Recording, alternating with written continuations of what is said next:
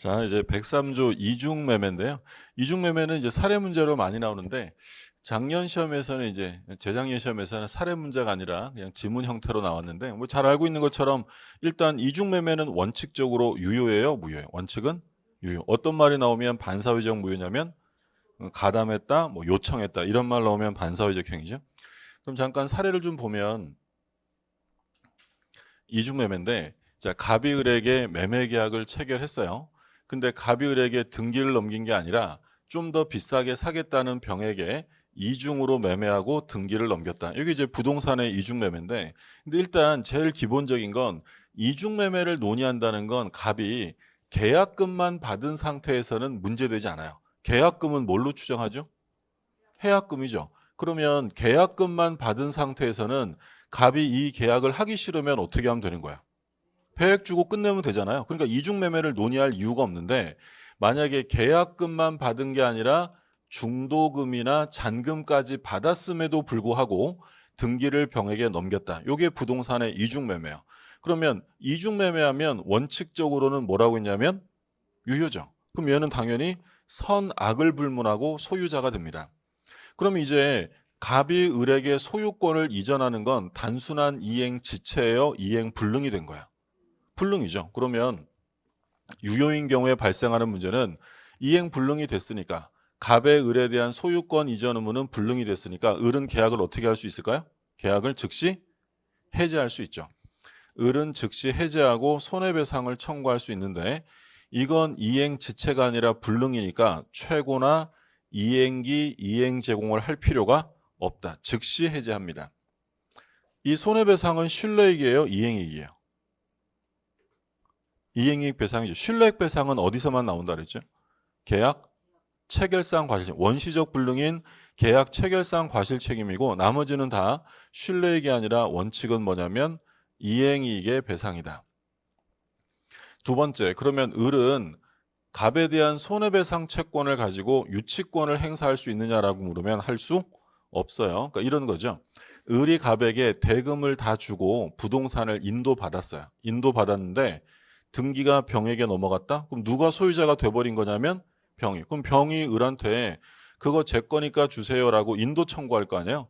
그러면 을은 나 갑에게 손해배상 받을 거 있는데 손해배상 안 해주면 이 부동산 아무한테도 못 줘라고 유치권 행사가 된다 안 된다? 안 돼. 유치권을 행사하려면 채권과 목적물 사이에 뭐가 있어야 돼? 결련성인데 근데 이 손해배상 채권은 목적물에서 나온 게 아니라 갑의 의무 위반에서 나왔기 때문에 목적물하고는 결련성이 인정되지 않아요. 우리가 유치권 공부할 때 손해배상 채권이 목적물로부터 나온 경우가 있었죠. 대표적인 사건으로 뭐 있었냐면 말팔레. 옆집 말이 뛰쳐나와서 제 밭의 작물을 다 뜯어먹었어요. 그럼 말 주인에게 손해배상 받기 위해서 말 잡고 유치권 행사할 수 있다 없다? 있죠. 손해배상이 어디서 나왔으니까? 말, 목적물로부터 나왔으니까. 근데 이 손해배상은 목적물에서 나온 게 아니라 갑의 채무불이행이라는 의무 위반으로부터 나왔기 때문에 결련성이 인정되지 않는다. 그러니까 이중매매가 유효할 때는 이제 이런 문제가 발생되는 거고요. 두 번째는 무효일 때 반사회적인 경우예요. 그럼 이제 병이 이중매매 뭐 했다는 말이 나오겠어요. 적극 가담했다는 말이 나와요. 그러니까 적극 가담이라는 건 단지 악의인 것이 아니라 알면서도 뭐 한 거예요 지금? 요청을 한 거야. 야 내가 책임질 테니까 나한테 팔아줘 라고 꼬드겼다는 얘기죠. 그러면 이제 요 법률행위는 반사회적 무효 103조에 해당되어 무효가 되죠. 그럼 무효가 되면 이제 을은 소유권을 이전 받아올 수 있다 없다? 있죠. 그러면 이거 말소시켜야 될 거 아니에요. 그러면 제일 시험에 기본적으로 출제되는 건 이중매매가 반사회적 무효가 됐을 때 을이 말소를 직접 말소를 구할 수 있다. 대위해야 한다. 대위. 직접은 안 돼. 왜 안 된다고 했냐면 을의 상대방은 누구예요? 갑이지 병이 아니잖아요. 그러니까 등기 청구권은 채권이기 때문에 직접 말소를 구할 수는 없고 대위해야 돼요. 자, 두 번째. 나는 등기 청구권이란 채권이 있는데 너희들의 이중매매는 나의 채권을 침해하는 것이야 라고 하면서 채권자 취소권을 행사할 수 있다 없다? 채권자 취소권? 안 되죠. 우리 시험 범위에서 채권자 취소권이 되냐 안 되냐가 물어보는 것이 딱 두 군데밖에 없다 그랬어요. 이중매매에서는 뭐라고 꼬드겨도 안 돼요. 근데 어디 가면 나오죠? 통정호의 표시. 통정호의 표시는 무효지만 채권자 취소권의 대상이 된다. 많이도 안 나와요. 두 군데입니다. 이중매매는 그래서 우리가 기본 이론 강의할 때는 왜 안 되느냐 막 이런 것까지 얘기했는데 시험에 안 나와요. 지금은 결론만 기억하시면 돼요. 이중매매에서는 채권자 취소권 이런 말 쓰면 안 돼요. 이건 금전채권 아니기 때문에 행사 대상이 될 수 없다. 안 되고 그러면 얘네들이 적극가담해서 무효가 됐는데 얘네들이 이게 무효인 걸 알고 추인하면 새로운 행위로 인정된다 안 된다. 이거 무효행위 추인돼야 안 돼? 안 돼요. 왜 안 돼요? 반사회적이니까. 아까 우리 무효행위 추인 봤었어요? 무효임을 알고 추인하면 첫 번째 소구표가 있다 없다. 소구표 없어요. 새로운 거예요. 두 번째 절대로 추인할 수 없는 게 반사회적, 불공정, 강행규정 위반. 이건 추인한다고 유효가 될 수 없죠. 첩계약 해놓고 첩계약이 무효인 걸 알고 추인하면 새로운 첩계약으로 인정해 줄 수가 없잖아요. 당연히 안 되는 거고. 그러면 이 병이요. 적극 가담했다는 건 을의 채권이 있다는 사실을 알았다는 거예요? 몰랐다는 거예요? 알았으면서도 침해한 거예요. 그러면 을은 병에게 불법행위 손해배상을 직접 청구할 수 있어요. 조심하실 점은 채무불이행이에요? 불법행위? 얘랑 계약한 건 없으니까 채무불이행은 아니고 불법행위 손해배상을 청구할 수는 있다라고 했죠. 자, 그 다음에 병이요. 병이 A의 대리인으로 가담을 했대요. 그러니까 얘가 적극 가담을 했는데 얘가 대리인이고 A라는 애가 본인이란 얘기죠. 근데 본인은 전혀 몰랐대요. 그러면 유효해요? 그래도 반사회적 무효. 그래도 무효죠. 우리가 대리 공부할 때 의사표시의 흠결이나 하자는 본인 기준이다, 대리인 기준이다. 대리인 기준이죠. 그러면 본인 A가 아무것도 몰랐다 하더라도 대리인이 뭐 했다고요? 적극 가담했다면 이건 반사회적 무효가 된다. 그래서 중요한 게 대리 파트에서도 전부 다 대리인 기준인데 본인 기준이 우리 하나 있었죠. 불공정행위의 궁박은 본인 기준, 나머지는 전부 다 대리인 기준이에요. 자, 마지막으로 병이요. 정한테 팔았는데 이 정이라는 사람은 이게 적극 가담됐다는 걸 모르고 샀대요. 선이다. 선이. 소유권 취득할 수 있다 없다? 없죠. 절대적 무효이기 때문에 얘가 선이라 하더라도 갑과 병의 계약이 유효라고 주장할 수 없어요. 이게 이제 반사회적인 경우죠. 그래서 이중매매는 특별한 말이 없으면 유효합니다. 그래서 아까 해제하고 이런 말 나왔고 두 번째 반사회적 무효가 될 때는 어떤 말이 나왔을 때냐면 적극가담. 이건 뭐 항상 출제가 될 수 있는 판례들이니까 항상 정리해 두셔야 되고 자 그럼 문제 한번 볼게요. 그리고 이거는 매매뿐만 아니라 다른 데도 똑같아요. 적극 가담했다는 말이 써 있으면 무조건 무효죠. 예를 들어 갑이 을에게 매매하고 얘한테 공짜로 증여했대요.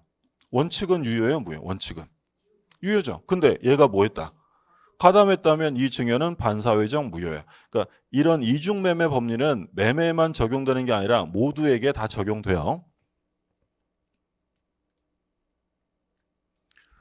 자, 8번 볼게요. 이중매매에서 틀린 겁니다. 1번. 반사회적 법률행에 해당하는 제2매매계약에 기초하여. 그러면 적극가담 했다는 거야, 안 했다는 거야? 했다는 거야. 반사회적 행위에 해당한다고 돼 있으니까 제2매수인으로부터 부동산을 매수하여 등기한 선의의 제3자. 아까 정을 말하는 거네요. 얘는 소유권 취득할 수 있다, 없다? 없다. 유효를 주장할 수 있다. 바로 틀렸죠. 정답은 1번이에요. 실제 시험이었으면 2번부터는 읽어보시면 안 돼요. 시간을 최대로 줄여야 되니까. 이건 뭐 너무 확실한 거니까 볼 필요도 없죠. 근데 이제 우린 연습하는 거니까 한번 보면 이 매수인이 이중매매 사실을 알았다는 사정만으로 제2매매 계약을 반사회적 행위에 해당한다고 볼 수 없다. 선악불문 취득인 거야. 알았다는 것으로 반사회적이 되는 게 아니라 뭘 해야 한다. 적극, 가담, 요청 이런 말 나와야 돼요. 3번 특별한 사정이 없는 한 먼저 등기한 매수인이 부동산의 소유권을 취득한다. 등기한 애가 소유자가 되는 거죠. 선악불문 취득이에요. 4번 반사회적 법률행에 해당하는 이중매매의 경우 뭐 했다는 거야? 적극가담했다는 거죠. 그럼 제1매수인은 제2매수인에 대하여 직접 등기 말소를 청구할 수는 없다. 뭐 안 된다고요? 직접은 안 되고 뭘 하라? 대위 말소해야 한다. 그 다음에 5번 부동산 이중매매 법리는 이중으로 부동산 임대차가 체결된 경우에도 그대로 적용됩니다. 제2임차인이 적극 가담했다면 뭐가 된다는 거예요? 반사회적 무효. 아까 매매뿐만 아니라 증여든 교환이든 임대차든 가담했다는 말 써 있으면 똑같이 반사회적 무효예요. 답은 1번이 되겠고. 그럼 이제 사례 문제. 요게 이제 이중매매의 전형적인 형태예요. 갑은 자신의 부동산을 을에게 매도하고 자, 계약금과 중도금을 받았대요. 중도금까지 받았다는 건 이제 계약금 해제를 할 수 있다 없다? 없어요. 그러면 이제 등기를 넘겨야 되는데 병이 갑의 배신행에 뭐 있습니까? 적극가담. 그러면 요건 반사회적 무효 사건이죠. 병명의로 등기가 되되 틀린 겁니다. 1번 을은 병에게 제일 매수인 을이 현재 등기한 병에게 직접 등기 주세요 할 수 없다. 대위 말소하고 받아가라고 했죠. 계약을 얘랑 한 적이 없으니까. 2번 을은 병에 대하여 불법행위 손해배상을 청구할 수 있다. OX요? 맞죠. 채무불행은 안 되고 병이 을의 채권을 알면서도 침해한 거니까 불법행위 손해배상 청구 가능하고 3번 갑은 계약금의 100을 상환하고 돼? 안 돼? 안 돼. 해지할 수 없습니다. 이미 중도금 받았으니까. 4번 병명의 등기는 갑이 추인하더라도 유효가 될 수 없다. 이거 뭐 얘기하는 거야? 무효행위 추인이잖아요. 추인된다 안 된다? 안 돼요. 무효행위 추인은 첫 번째로 소구표가 없고요. 절대로 추인할 수 없는 건 103조 반사회적 불공정 강행법규 위반 이런 거 안 돼요. 그 다음에 5번 만약 선의의 정 뭐 뻔하잖아요. 권리 취득할 수 있다 없다? 없죠. 유효를 주장할 수 있다? 바로 틀렸죠. 정답은 5번. 그래서 이중매매 사례 문제 반사회적 행위에 관련되는 것들 정리해 두시면 되겠고 자 그럼 103조가 끝났으니까 이제 뭐가 나오겠어요? 104조가 나오겠죠. 그게 바로 뭐야? 불공정 법률행위입니다. 불공정행위. 근데 일단 이 불공정행위라는 것은요. 독립된 규정이 아니라 뭐의 일부라고 했냐면 103조. 그러니까 사회질서 위반이라는 것이 이렇게 넓은 테두리가 있으면 수많은 반사회적 행위가 있는데 불공정행위는 독립된 규정이 아니라 여기에 하나의 예를 들고 있는 예시 규정에 해당이 된다. 그러니까 104조는 결국 뭐랑 효과는 같은 거야.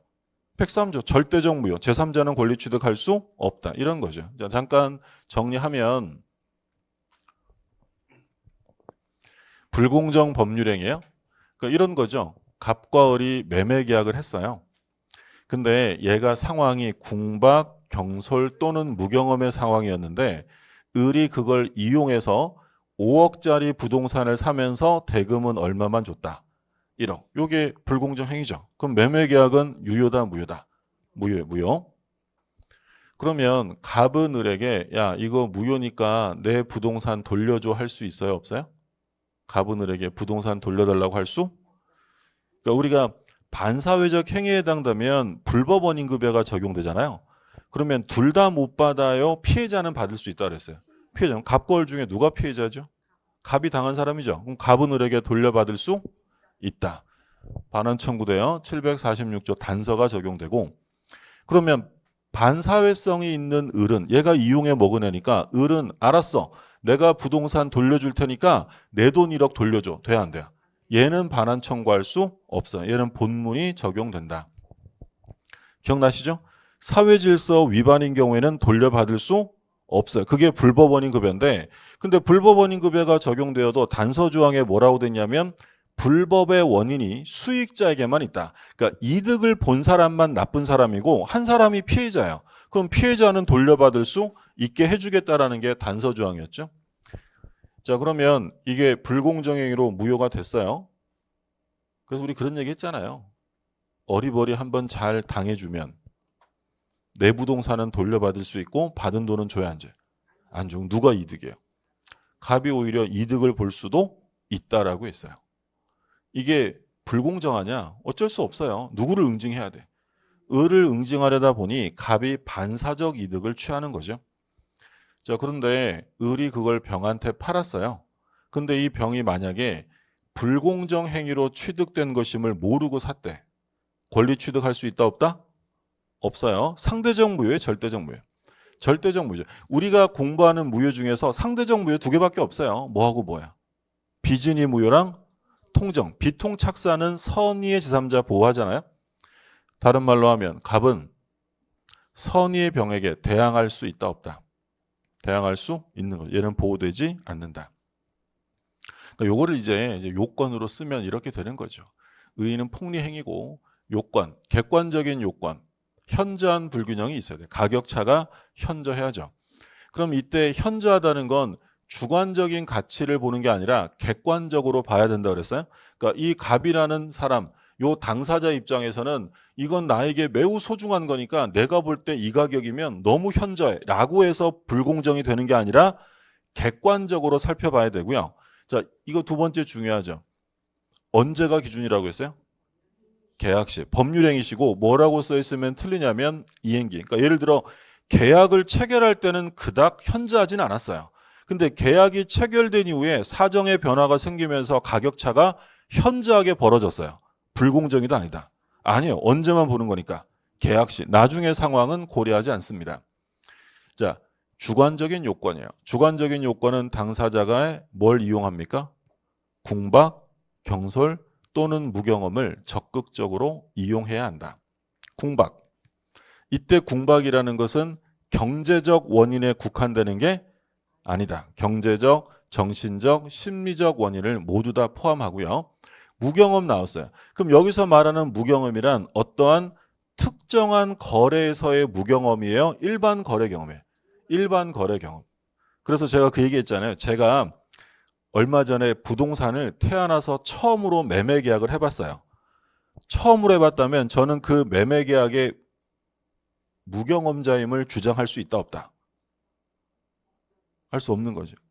제가 부동산 매매라는 특정 매매는 처음 해봤지만 정상적인 거래 활동을 할 수 있다 없다?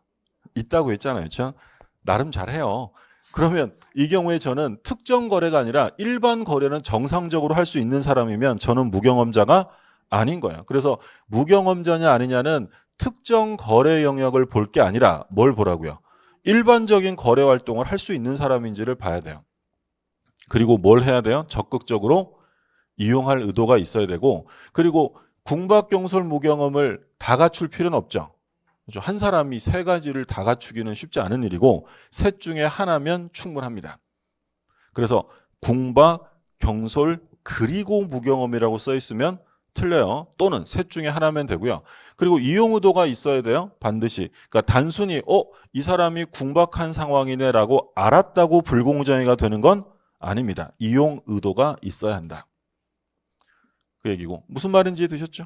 이용 의도. 그러니까 예를 들어서 제가 저희 집 앞에 지하철역에 갔는데 지하철역 1층에 거기서 지하 1층에다가 현수막 하나 걸어놓고 속옷을 팔아요. 눈물로 팝니다. 정가가 10,000원인데 5개 10,000원에 팝니다. 와 싸다. 제가 샀어요. 자 그럼 이거 불공정 행위입니까? 일단 요건을 따져볼게요. 현저한 불균형이 있다 없다? 한 개 10,000원인데 저는 5개 10,000원에 샀어요. 그럼 5배 이득을 본 거네요. 현저한 불균형이 있습니다. 객관적으로 있잖아요. 가격차가 현저하잖아요. 객관적 요건 갖췄어요. 주관적. 그 사람 궁박한 상황이 아니에요. 얼마나 급박하고 궁박하면 5분의 1의 가격으로 팔겠어요. 궁박한 상황입니다. 자, 그런데 불공정위가 되지는 않을 거 아니에요. 왜요? 제가 그 사람이 상황이 이렇구나라는 걸 인식은 했을 거예요. 근데 제가 뭐 할 생각은 없다. 이용해 먹을 의도는 없잖아요. 그럼 불공정행위가 되는 게 아니에요. 이용 의도가 있어요. 그러니까 실제로 불공정행위로 판결하는 경우는 드뭅니다. 이 요건들이 너무 까다로워서. 이용 의도가 반드시 있어야 되고, 그리고 대리인을 통해서 법률행위 했대요. 그러면 누가 기준이냐? 궁박은 누가 기준이에요? 본인. 경솔무경험은 대리인이죠. 그러니까 다른 거 다 대리인 기준인데 궁박은 본인 기준. 그러니까 이게 시험에 잘 나올 수밖에 없는 거예요.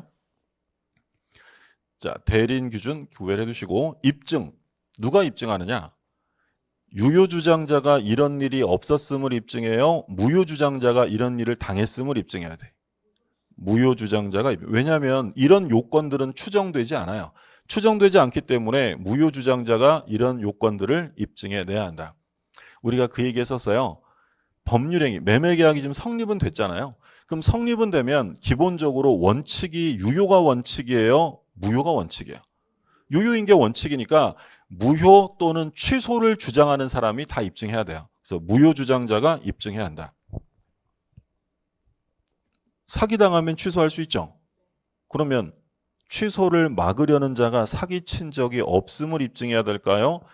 취소하려는 자가 사기당했다는 걸 입증해야 돼요. 취소하려는 자. 자, 우리 착오도 취소할 수 있죠. 근데 착오는 다 취소해요. 중요한 것만 해. 중요 부분이죠. 그럼 누가 입증할까요? 중요 부분은. 취소를 하려는 자가 중요 부분을 입증을 해야 돼요. 취소를 막으려는 자가 중요 부분이 아님을 입증해야 돼.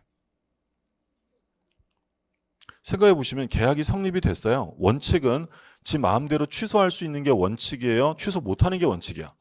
못하는 거 누가 입증해야 돼? 취소하려는 자가 중요 부분임을 입증해야 되는 거예요. 전부 다 원칙과 예외가 있으면 예외를 주장하는 사람이 입증하는 게 원칙이에요. 비진이 표시는 원칙이 유효다 무효다. 원칙은 언제 무효가 되죠? 상대방이 알았거나 알수. 그럼 누가 입증해야 돼? 유효주장자가 입증해야 돼요? 무효주장자가 해야 돼? 원칙이 뭐라고요? 유효. 그럼 누가 입증해야 돼?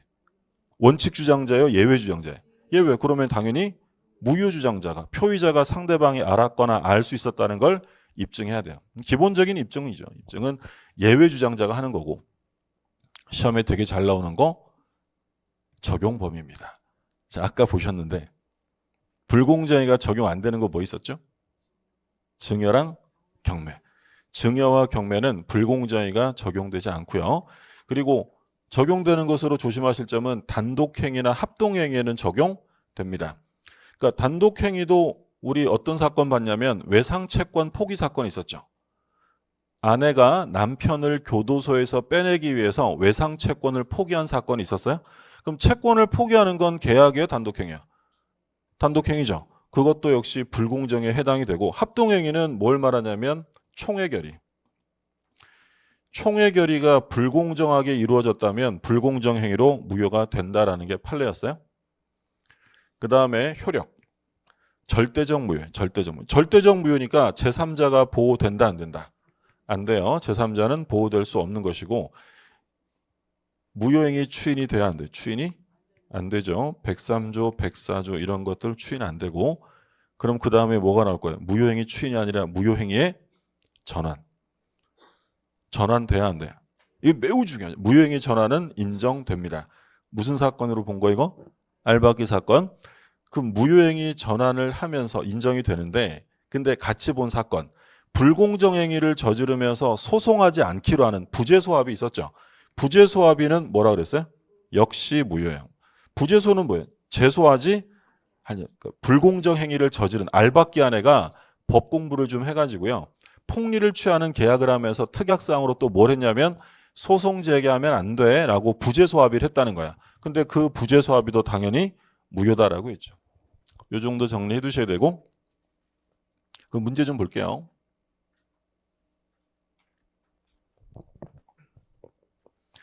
틀린 거 찾으래요. 1번. 무경험이란 거래 일반의 경험 부족을 말하는 거지 특정 영역을 말하는 것이 아니다. 1번 옳은 지문. 거래 일반이지 특정 거래 영역을 말하는 게 아니에요. 2번. 불공정행위가 되기 위해서는 피해자에게 궁박, 경솔, 무경험 가운데 어느 하나가 필요하다. 셋 다 갖출 필요는 없다라고 했죠. 3번.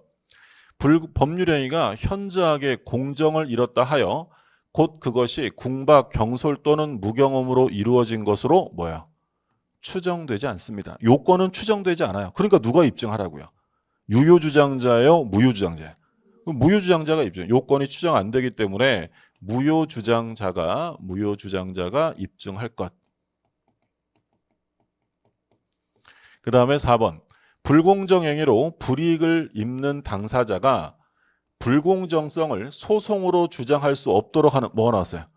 부재소합이 나왔네요. 유효다, 무효다. 무효예요. 무효. 5번.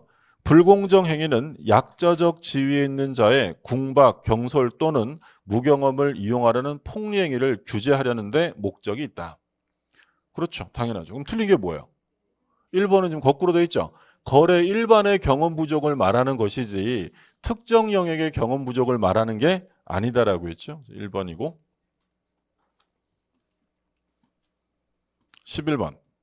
불공정행위에서 틀린 거야. 궁박은 정신적, 심리적 원인에 기인할 수도 있다. 제가 아까 처음에 1번 설명할 때 옳은 지문이라고 했나요? 죄송합니다. 1번 틀렸어요. 반대로 돼 있었어요. 말하다 보니까 좀 이상한 것 같아서. 정신적, 심리적 원인 다 들어가고요. 2번. 무경험은 거래 일반에 대한 경험 부족을 말하는 거지. 뭐라고 써 있으면 틀렸어요?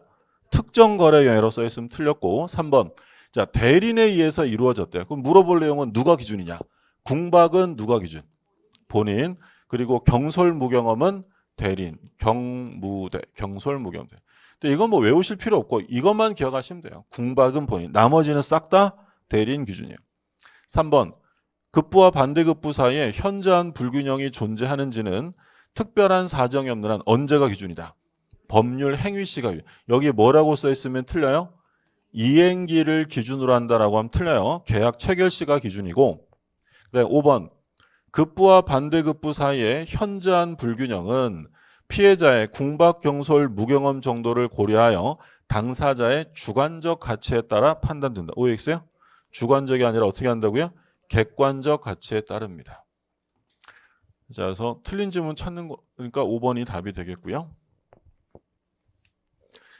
자, 여기까지가 이제 104조. 그러면 법률행위 파트에서 103조, 104조 끝나면 뭐가 나오냐면 법률행위 해석이 나오는데 12번 문제는 뭐 안 풀고 싶은 문제인데 21회 때 출제가 됐었어요. 근데 1번, 2번은 좀 보셔야 되는데 사실 뭐 4번 이런 거, 뭐 5번 이런 거는 뭐 참고사항 나와 있으니까 한번 볼게요. 가벼운 마음으로 보세요. 당사자, 누가 계약의 당사자냐? 당사자를 확정하는 것은 법률행위 해석의 문제입니다. 법률행위 해석의 문제. 근데 2번 볼게요. 그럼 여기서 이제 뭘 좀 보시냐면 계약의 당사자가 누구인지를 할 때 당사자의 합의가 있으면 뭐에 따르면 될까요? 합의에 따르면 돼요. 합의가 없으면 당사자가 서로 의사가 다르면 상대방 입장에서 보는 거예요. 그러니까 예를 들어 이런 거예요. 이런 사건이 있었다. 갑이랑 을이 계약을 했어요. 계약을. 그럼 누가 지금 계약을 했냐면 행위자는 갑이에요. 행위자는 갑인데 계약서에 명의자는 갑이 자기 이름을 쓴 게 아니라 자신의 조카 A 이름을 썼대요. 그러면 을과 계약을 한 당사자는 행위자냐 계약서에 써 있는 명의자냐가 문제인 거야. 그럼 이 당사자를 확정하는 건 결국 의사표시의 해석의 문제인데 그럼 만약에 두 사람이 계약을 하면서 당사자를 누구로 하겠다라는 의사의 합치가 있었대요. 그럼 의사의 합치가 있었다면 뭐에 따르면 될까요? 뭐 합치된 의사에 따르면 돼요. 근데 의사의 합치가 없었어요. 그러면 이 경우에 계약서를 쓴 이름을 쓴 갑의 입장에서 상대방을 명의를 판단할까요? 아니면 상대방의 입장에서 판단하라는 거예요.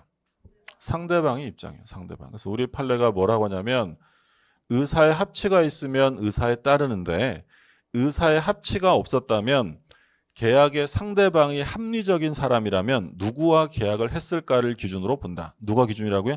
상대방. 그러니까 실제 사건은 갑이 정권 실세였어요. 옛날에 50 정권, 6권 정권 때 실세였는데 이 정권 실세가 계약을 하면서 자기 이름을 쓰기 좀 그런 거야. 그러니까 오촌 조카 이름을 쓴 거야. 그러면 을과 계약한 사람은 누구냐? 계약을 할 때 내 계약이야 아니면 우리 조카 계약이야 라고 합의했으면 거기에 따르면 되는데 합의가 없었다고요. 그러면 갑의 입장에서 판단하라 을의 입장에서 해라. 그럼 우리가 을의 입장이면 이 계약을 누구랑 했다고 생각할까요? 정권 실세랑 했다고 생각하겠어요? 어서 보도 못한 오촌 조카랑 했다고 생각하겠어요? 실세, 얘 입장에서 해라. 그게 상대방 입장이라는 거예요. 그러니까 의사표시 해석의 문제가 바로 확정과 관련되고 그럼 2번 한번 보세요. 갑이 대리인 을을 통하여 계약을 체결하는 경우 대리인을 통해서 합니다. 상대방 병이 을을 통하여 갑과 계약을 체결하려는데 의사가 일치했습니다. 누구랑 계약을 하는 걸로 일치됐다고요? 자, 천천히 읽어보세요. 상대방 병이 을을 통하여 갑과 계약을 체결하려는데 의사가 일치됐대. 누구랑 한다고요? 갑과. 대리는 그냥 통하는 거고 갑과 계약을 하는 것으로 합치가 된 거야. 그러면 을에게 대리권이 있느냐 문제와는 상관없이 계약의 당사자는 갑과 누구다? 병이요. 갑과 계약을 체결하는데 의사가 일치됐으니까. 그 얘기하는 거고. 자, 3번. 을이 부동산 경매 절차에서 갑이 제공한 자금으로 자기 명의로 낙찰을 받았대요. 매수인은 갑이다, 을이다. 3번은 이거 우리 언제 본 거죠? 명의신탁할 때. 지난주에 우리 봤었잖아요. 이런 거. 갑이 을한테 돈을 예를 들어 1억 주면서 야, 너 이 돈 가지고 법원 가서 부동산 하나 경매 낙찰 좀 받아라. 그래서 얘가 경매 참가해서 낙찰받아 등기한 사건? 그러면 돈 대준 애랑 등기한 애랑 뭐 한 거예요? 명의신탁한 거예요. 그러면 매수인은 돈 대준 갑이에요? 을이 되는 거야. 을이 소유자가 된다고 했죠. 계약형 명의신탁할 때 본 거죠. 그래서 매수인은 갑이 아니라 누구라고요? 을이다라는 거고. 4번 갑이 배우자인 을을 대리하여 은행과 을의 실명 확인 절차를 거쳐 을 명의의 예금 계약을 체결했다. 누구 이름으로 실명 확인 받았다고요? 을명 끝난 겁니다. 을의 실명 확인 절차를 거쳤다. 그러면 예금 계약의 당사자는 누가 되는 거야? 을이죠. 갑이 아니라 을이 되는 게 원칙이다. 4번 틀렸습니다. 이제 금융실명제가 시행됐기 때문에 실명 확인 거친 사람이 예금 계약의 당사자. 그러니까 실제는 어떤 사건이냐면 이런 거예요. 실제는 갑이라는 사람이 은행이랑 예금 계약을 한 거예요. 근데 예금 계약할 때 예금주는 누구로 했냐면 자기 아내 을 명의로 한 거야. 그리고 을 이름으로 실명 확인 절차도 모두 거쳤어요. 그런데 돈은 누가 넣었다고요? 갑이 넣은 거예요. 남편이. 근데 이제 아내가 이 은행에서 돈을 이제 인출하려고 하는 거죠. 그러니까 이 남편이 안 돼, 안 돼. 이거 내 돈이지 을은 당사자가 아니야라고 주장한 거야. 근데 나중에 보니까 은행도요. 돈을 입금한 사람이 갑이라는 것도 알고 예금의 이자도 갑의 다른 계좌로 이자를 입금시켜 줬대요. 은행은 다 알고 있었네. 그러면 당사자가 갑이다, 을이다. 그래도 을이다라는 거야. 실명 확인을 거쳤다면 을의 이름으로. 그러면 아내는 자유롭게 뺐을 수 있다, 없다? 있다. 내부적으로 해결할 문제지 은행하고는 당사자는 을이다 이런 얘기예요. 그 다음에 5번 갑에 대한 대출 한도를 회피하기 위해 을을 형식상의 주채무자로 내세우고 은행도 뭐 했대요? 양해했다. 이거 우리 뭐 할 때 본 거죠? 통정호의 표시. 그러면 돈 갚아야 될 사람은 형식상의 채무자로 내세운 을이에요? 갑이 갚아야 돼? 갑이 갚아야죠. 기억나시죠? 그러면 이 경우에 을을 대출 계약의 당사자로 볼 수 없다. 누가 갚으라고요? 갑이. 당사자 확정에 관한 문제인데 사실 좀 옛날 문제, 한 10년도 넘었는데 좀 어려웠던 문제였고요. 그 후로는 뭐 이런 문제가 출제되진 않았는데 문제집에 나와 있으니까 한번 본 거야? 내용 이해되셨어요? 근데 여기서 하나 기억하실 점은 당사자를 확정하는 건 법률행위 해석의 문제인 거예요. 그런데 당사자를 확정할 때는 일단 당사자의 의사 합치가 있으면 뭐에 따르면 된다? 합치된 의사에 따르면 돼요. 근데 의사의 합치가 없으면 누구 입장에서? 상대방이 합리적인 사람이라면 누구와 계약을 했을까를 기준으로 따져라. 그런 얘기죠. 그럼 결국에는 법률행위 해석의 문제가 나오는 거죠. 법률행위 해석. 자, 법률행위 해석은 뭘 해석이라고 하냐면 자, 의의를 볼게요. 문구에 표시된 객관적 의미를 확정짓는 것을 법률행위 해석이라고 합니다. 주체, 누가 해석하죠? 해석의 주체는 법원이 하는 거예요. 법원이. 우리가 하는 게 아니라 법원이에요. 그러면 특약사항을 예를 들어 매매 계약을 하면서 특약사항에 뭐라고 하냐면 분쟁이 생기면 매도인의 해석에 따른다라고 특약사항을 넣었어요. 매도인이 해석해요? 법원이에요? 법원이 합니다. 약정으로 법원의 해석권을 구속시킬 수 없다라는 게 판례예요. 다 까먹었다, 그죠? 해석의 방법. 우리 이런 거 봤었는데 이거 있었잖아요. 갑이요. 예를 들어 을이랑 임대차를 했어요. 임대차. 근데 특약사항으로 이 상가임대차 하면서 뭐라고 했냐면 임대인은 모든 권리금을 인정함 이렇게 특약을 달았어요. 근데 임대차가 끝나니까 임차인이 임대인한테 임대인 아저씨 저 권리금 주세요라고 청구한 거야. 그러니까 임대인이 뭘 했다고? 아니 권리금을 왜 나한테 달래요? 그랬더니 임차인이 아니 우리 특약사항으로 권리금을 인정한다고 했으니까 임대인 아저씨가 주셔야죠. 임대인은 이 양반아 내가 언제 준댔어? 인정한댔지. 이렇게 다툼이 생긴 거야. 그러면 인정한다는 게 임대인이 권리금을 지급하는 것으로 해석할 수 있느냐? 당사자의 의사가 서로 다르니까 해석을 해야 될 거 아니에요. 만약에 임대차가 종료되면 임대인은 권리금을 지급하기로 함. 이렇게 특약을 달았어요. 줘야 돼, 안 줘야 돼? 이거 해석의 문제가 없어요. 줘야 돼요. 근데 이건 준다는 것도 아니고 아닌 것도 아니고 애매하다 이런 얘기죠. 그럼 보통 권리금은 누구한테 받죠? 임대인한테 받아요? 새로운 임차인에게 받아요?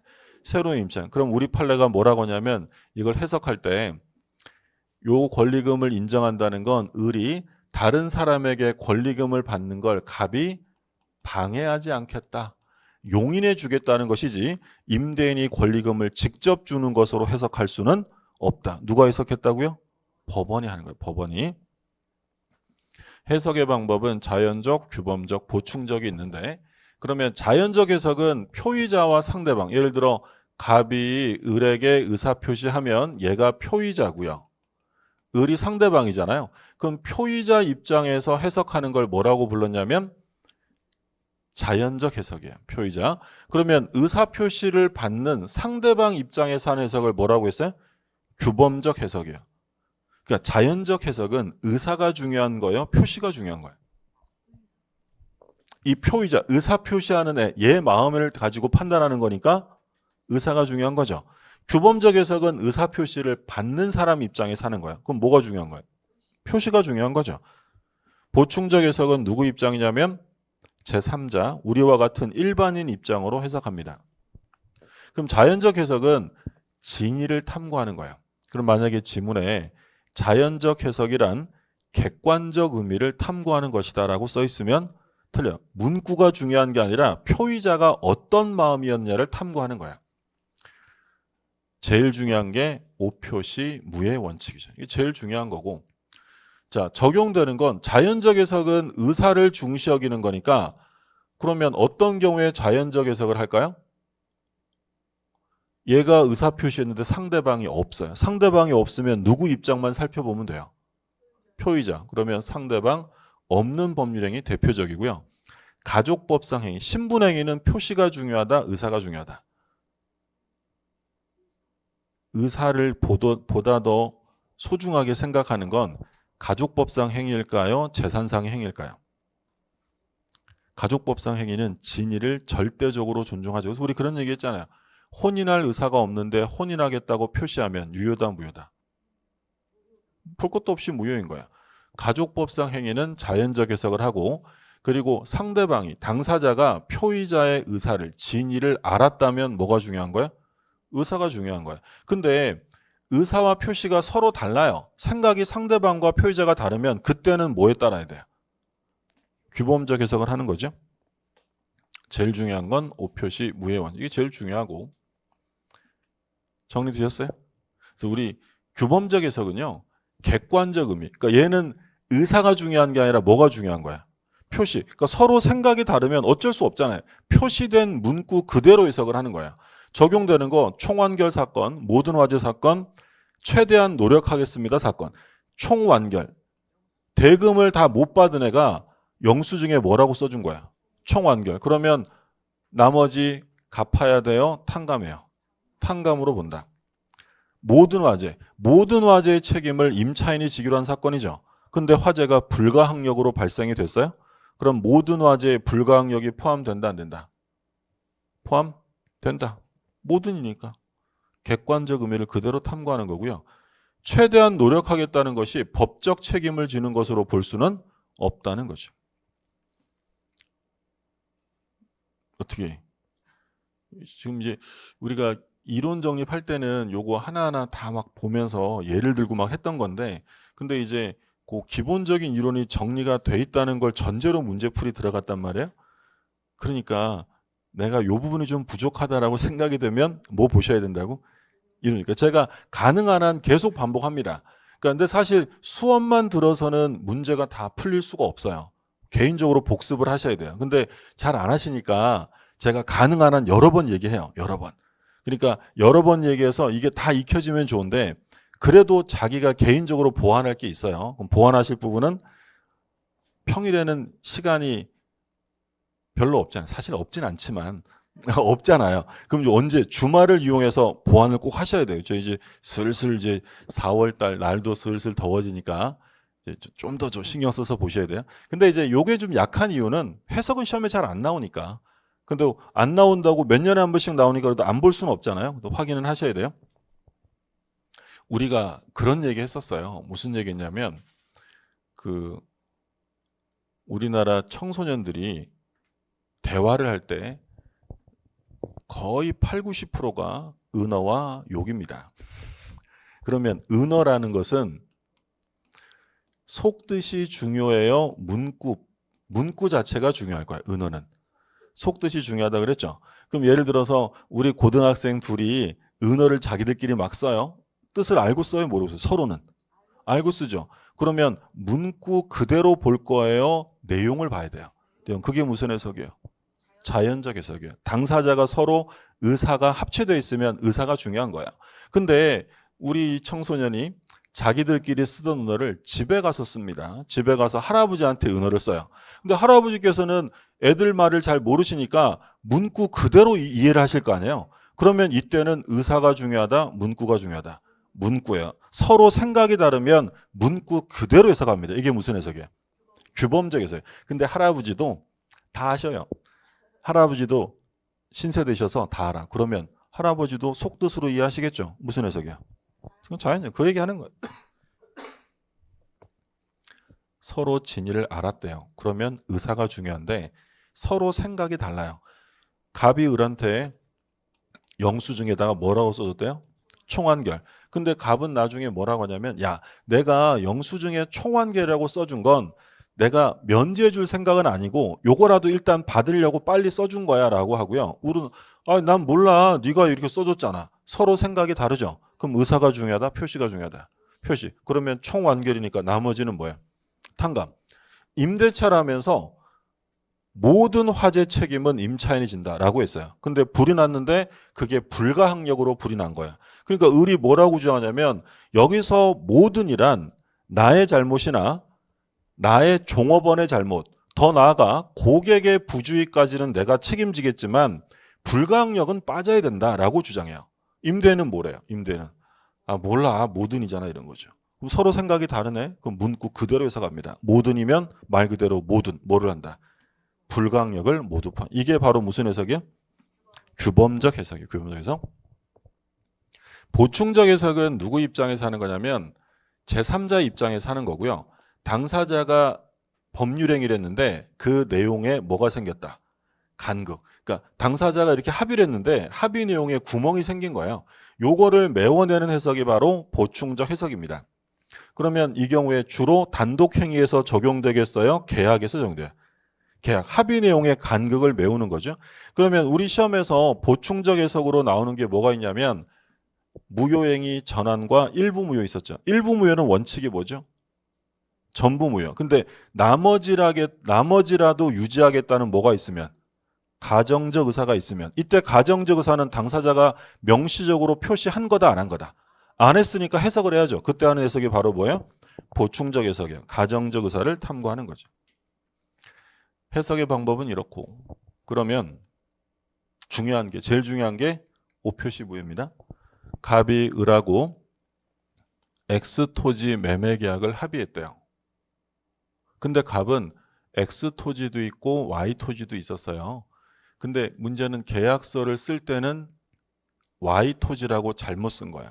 그러니까 예를 들어 이게 100번지고 이게 101번지인데 얘네들은 100번지를 둘러보고 이 땅을 사고 팔기로 합의한 거야. 근데 사무실에 가서 계약서를 쓸 때는 실수로 몇 번지라고 쓴 거야? 101번지라고 쓴 거죠. 그러면 매매 계약이 성립된 토지는 X토지다, Y토지다. Y 토지는 계약을 한 적이 없죠. X 토지고요. 이건 잘못 표시한 겁니다. 이게 뭐라고요? O 표시. 잘못 표시한 건 해가 없다. O 표시 무효 또는 O 표시 무효라고 해요. 근데 문제는 계약서를 잘못 쓰는 바람에 등기도 뭐가 넘어갔냐면 Y 토지가 넘어간 거야. 그러면 Y 토지의 이전 등기는 유효예요, 무효예요? 무효죠, 무효. 우리가 등기가 유효하려면 등기에 부합하는 뭐가 있어야 돼요? 실체 관계. 근데 어디 계약을 한 거예요, 지금? X 토지 계약을 했지 Y 토지는 계약을 한 적이 없어요. 계약을 안 했는데 등기가 됐다는 건 실체 관계가 없는 원인 무효 등기입니다. 근데 여기서 끝난 게 아니라 을이병한테 Y 토지를 넘깁니다. 그러면 이 병은 Y 토지의 소유권을 취득할 수 있다 없다? 취득할 수 없다. 무효죠. 얘 지금 권리자에게 샀어요? 무권리자에게 샀어요? 현재 Y 토지 소유자는 누굽니까? 갑이죠. 갑. 그러면 갑은 얘네들한테 뭐 하라고 할 수 있겠어요? 을과 병에게 각각 등기를 말소하라. 소유자는 얘니까. 그러면 갑은 을에게 X 토지를 이전해 줄 의무가 있다 없다? 있죠. X 토지는 완전히 합의된 거니까 갑은 을에게 X 토지를 이전해 줄 의무는 있어요. 자, 그리고 O 표시 무효에서 되게 잘 나오는 게 뭐냐면 착오 취소 문제가 나와요. O 표시 무효에서 착오를 이유로 취소할 수 있다는 표현이 나오면 그 지문은 무조건 틀린 거예요. 착오 취소란 말이 나올 수 없다. X 토지는 착오가 있어요, 없어요? 둘이 이 토지에 완전한 합의를 했죠. 만약에 갑은 X 토지인 줄 알았는데 을은 Y 토지인 줄 알았대. 서로 생각이 다르죠. 그럼 착오의 문제가 있을 수 있어요. 근데 둘 다 뭐라고 생각했다? X 토지는 의사의 합치가 있으니까 아예 착오가 없고요.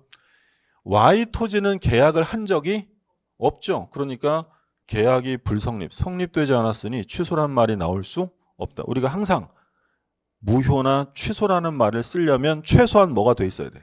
성립. 계약을 한 적이 없는데 취소라는 말은 나올 수 없잖아요. 그래서 결론 O 표시 무효에서는 착오 취소란 말이 나올 수가 없어요. 어떤 의미인지 되셨죠? 그래서 중요한 건 두 사람이 의사의 합치가 있었다면 그 합치된 의사에 따르면 되는 거고요. 착오의 문제라는 건 발생하지 않습니다. 자, 문제 한번 볼게요.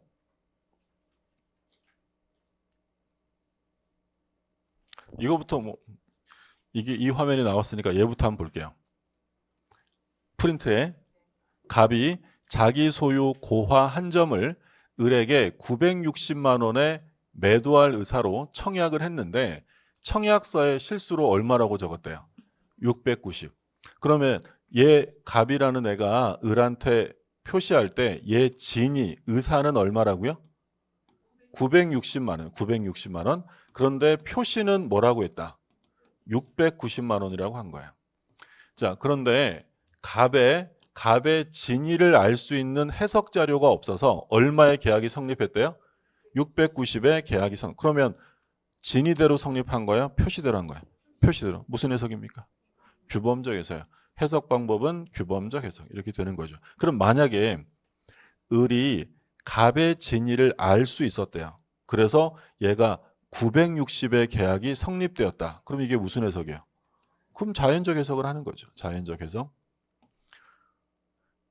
자, 근데 만약에요. 이런 표현을 쓸 수 있어요. 을이라는 사람이 상대방이 표의자의 진위에 동의했다. 이런 표현이 나와요. 표의자의 진위에 동의했다. 그럼 얼마의 계약이 성립할까요? 960에. 그러면 이 경우에 착오 취소의 문제가 생기나요? 라고 하면 생긴다, 안 생긴다? 안 생깁니다. 얘는 960으로 얘기했고 얘는 690인 줄 알았다면 착오 취소의 문제가 생길 수 있어요. 근데 진위에 동의했다라는 얘기는 두 사람이 960에 대한 완전한 의사의 합치가 있었다. 아까 O 표시 무효할 때 갑과 을이 X 토지, Y 토지가 있는데 두 사람이 X 토지에 합의했잖아요. 그러면 이 경우에는 착오의 문제가 있다 없다? 없죠. 완전한 합의가 된 거야. 그래서 관련해서 봐두시면 되겠고. 자, 그러면 우리 교재 좀 볼게요. 오표시 무효가 하나 나오죠? 13번 보세요. 13번. 갑은 을 소유 토지를 임차하여 사용하던 중 이를 매수하기로 을과 합의했으나 계약서에는 Y 토지로 잘못 기재했다. 자, 계약이 성립된 건 X 토지일까요? Y 토지일까요? X 토지죠. Y 토지는 표시를 잘못한 거예요. 자, 그럼 1번. 매매 계약은 X 토지에 대하여 유효하게 성립한다. OX예요. 정답 끝. 1번. 그럼 이제 2번은 한번 쭉 이제 꼬드겨 보려고 나오겠죠. Y 토지에 대하여 유효하게 성립한다. Y 토지는 계약을 한 적이 없어요. 3번. X 토지에 대하여 매매 계약이 성립하지만 당사자는 차고 취소할 수 있다. 뭐가 틀렸어요? 차고 취소란 말이 나와서는 안 돼요. 완전한 의사의 합치가 있었다는 거죠. 자, 4번. Y 토지에 대하여 계약이 성립하지만 당사자는 차고 취소할 수 있다. 다 틀렸죠? Y 토지는 계약이 성립된 적이 없고요. 따라서 차고 취소란 말이 나와서도 안 됩니다. 5번. X와 Y 어느 토지에 대해서도 계약이 성립하지 않는다. 집요하게 꼬드기잖아요. 뭐는 성립했다? X는 성립이 됐죠. Y는 성립이 안 되고.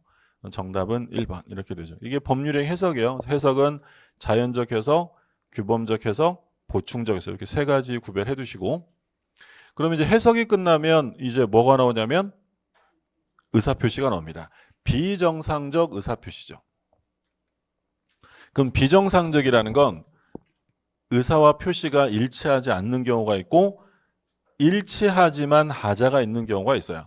그럼 불일치하는 건 뭐가 있다? 세 개. 비진이, 통정, 차고. 의사의 하자가 있는 건 뭐야? 비통착사가 나오죠? 그러면 이 사기강박은 의사와 표시가 일치해요? 일치하지 않아요? 일치는 합니다. 일치는 하는데 의사 형성에 하자가 있는 거죠. 자, 그럼 비진이 표시에 관한 107조의 규정은 성립하기 위한 요건으로 일단 의사 표시가 있어야 되고요. 그 비진이 표시라는 건 의사와 표시가 일치해요? 불일치였어요? 불일치. 그게 이제 불일치하는 걸 지금 보는 거고 표의자가 불일치 사실을 알고 합니까? 모르고 합니까? 그러니까 우리가 비진이 표시로 본 게 이거잖아요. 갑이라는 사람이 을한테 을은 사장님. 근데 이 사장한테 갑이 그만둘 의사가 없다. 사직의 의사가 없는데 사직서를 제출한 거예요. 왜요? 실제로 그만둘 생각이 아니라 내가 사직서를 내면 나는 우리 회사에서 정말 필요한 사람일 테니까 사장님이 날 붙잡고 월급도 올려주고 이럴 줄 알고 사직서를 낸 거예요. 근데 예상과는 달리 사장님이 기쁘게 사직서를 수리해 주시죠. 자, 이게 비진입니다. 진위와 표시가 일치해요, 불일치? 불일치합니다. 그럼 표의자 갑은 불일치를 자기가 모르고 해요, 알면서도 해요? 알면서. 만약에 모르고 하면 그건 무슨 문제예요? 착오의 문제가 생기는 거야. 자, 그러면 의사와 표시가 불일치하고 표의자가 알면서 했다. 그러면 여기서 말하는 진위에 대한 개념은 진위는 뭐예요? 표의자가 무엇을 할 생각을 말하는 거지. 조심하셔야 되는 게 진정으로 바라는 것, 원하는 것을 의미하는 게 아니에요. 그러니까 내가 원하지 않았다 하더라도 그걸 할 생각으로 했다면 그건 뭐야? 비진인 거예요. 대표적인 판례 뭐 있었어요? 강박을 당해서 증여한 사건이죠. 강박을 당해서 무서워서요. 정말 안 주고 싶었는데 어쩔 수 없네. 줘야 되네라고 생각하고 증여했대. 증여는 진이다, 비진이다. 증여는 그러니까 주고 싶었어요, 안 주고 싶었어요? 그건 생각하시면 안 돼요. 원했느냐를 보는 게 아니라 줄 생각은 있다 없다. 있죠. 그럼 비진이가 아니라 진이에요. 진이. 그렇잖아요. 예. 수강 계약 하셨죠? 학원이랑. 근데 진짜 공부하고 싶지 않았어요. 공부하고 싶지 않았는데 가족이 막 등을 떠밀어서 데스크까지 계약하라고 자격증 따오라고. 그래서 어쩔 수 없이 수강 계약을 했어요. 그 수강 계약은 비진이다, 진이다? 진입니다. 내가 원했느냐의 문제가 아니라 내가 그걸 할 생각이 있었다면 그건 바로 비진이가 아니라 진이에요. 집이 예를 들어 제가 아파트가 10개가 있어요. 그런데 취미생활에 아파트 사는 거니까 더 살 거예요. 근데 어느 날 국가에서 너 그러면 세금 폭탄을 터뜨려 준대요. 그럼 저는 진짜 이 부동산 안 팔고 싶은데 어쩔 수 없어요. 세금 때문에 팔았습니다. 이 매매는 비진이에요, 진이에요? 진입니다. 원했느냐를 보는 게 아니라 그걸 할 생각이 있었느냐. 지금 다시 돌아가서 협박을 당해서 무서워서요. 안 주고 싶었는데 어쩔 수 없다. 이게 최선이다라고 생각하고 증여한 사건이에요. 그럼 증여는 원하진 않았지만 증여한다는 생각이 있어요, 없어요?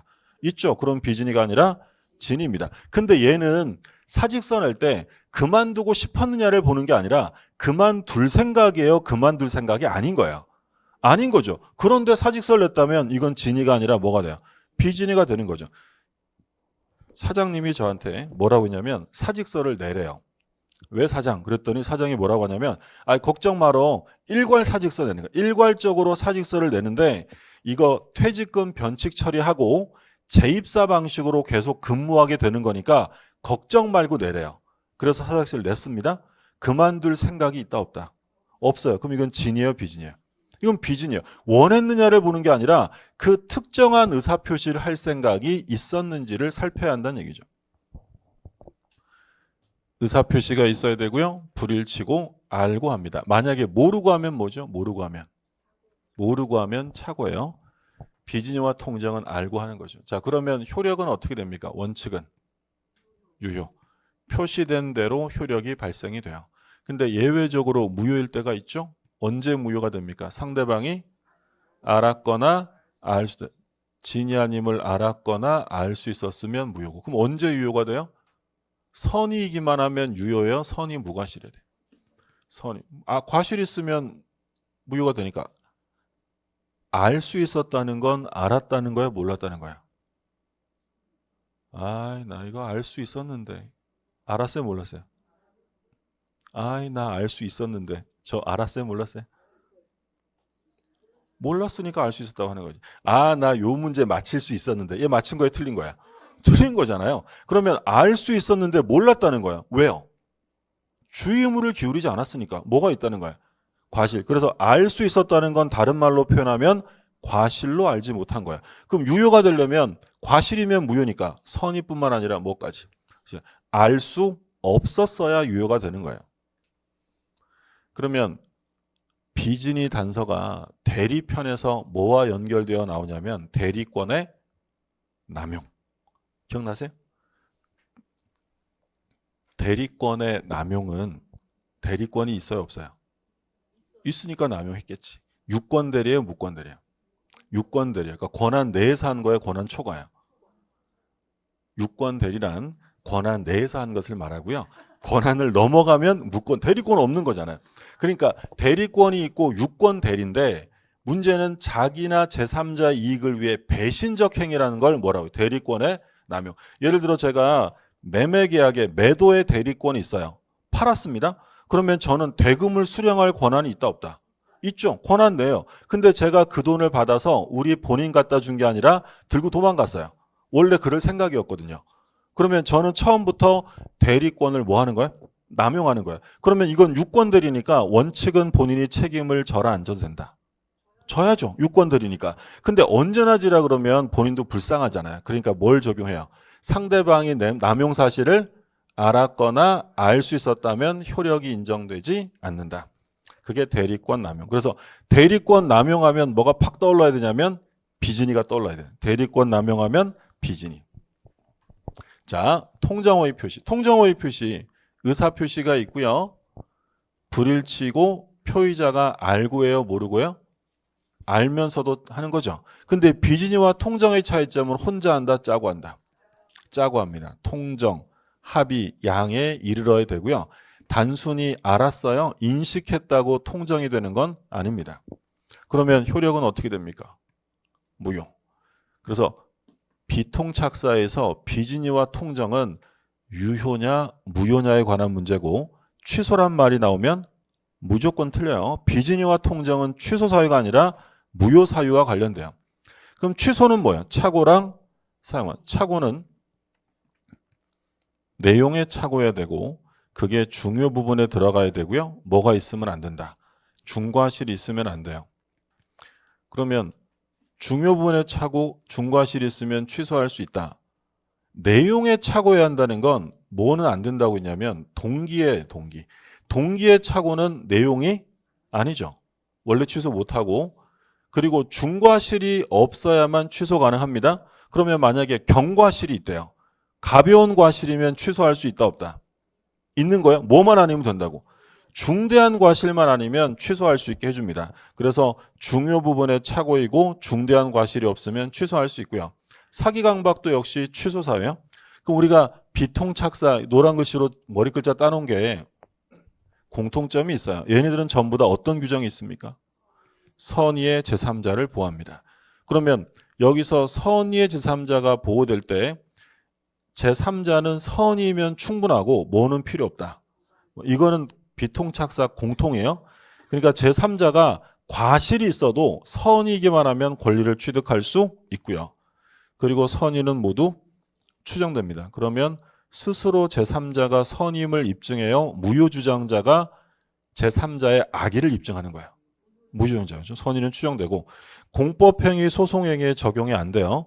그래서 얘가 일반 사인이 아니라 공무원이에요. 공무원. 공무원이 사직의 의사 없이 사직서를 냈는데 국가기관이 의뢰진이 아님을 알면서도 수리하여 의원 면직 처분되었다. 무효예요? 그래도 유효한 거야. 무조건 유효. 무조건. 공법행위는 표시되면 무조건 유효. 마찬가지고요. 소송행위도 마찬가지죠. 소송행위도 표시되면 유효이기 때문에 소송행위를 착오 취소나 사기 취소할 수 없어요. 그리고 가족법상 행위. 가족법상 행위는 의사가 제일 중요하기 때문에 뭐 비진이 했다면 이건 무조건 무효예요. 원칙 유효 이런 규정이 적용될 수 없는 거죠. 공통 규정이요. 그래서 일단 개관을 봤어요. 지금부터 보실 내용이 비통착사 이렇게 되고 그럼 이제 강론으로 들어가면 얘부터 나오겠죠. 비진이부터. 비진이부터는 좀 쉬었다가 보시죠.